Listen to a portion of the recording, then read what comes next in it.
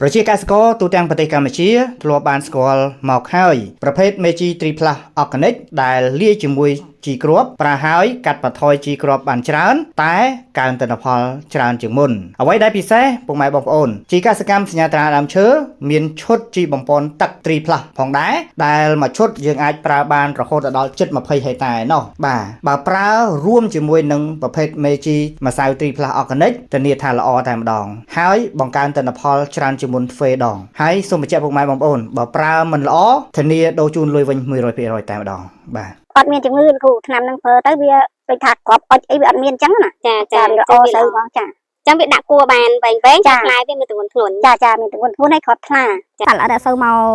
រោមចោមរោមស្រូវចឹងទេដូចអត់សូវមានបាច់តាមម្ដងល្អហើយមានឆ្លោះលឹកដាទេល្អលឹកត្រង់ឲ្យដើមរឹងមាំល្អដល់ពេលយើងប្រើបានតែរយៈពេលប្រហែលជាមួយអាទិត្យហ្នឹងគឺវាមានកូនដូចស្រូវយើងស្ដើងហ្នឹងគេទៅមកបាទរហូតដល់មួយខែ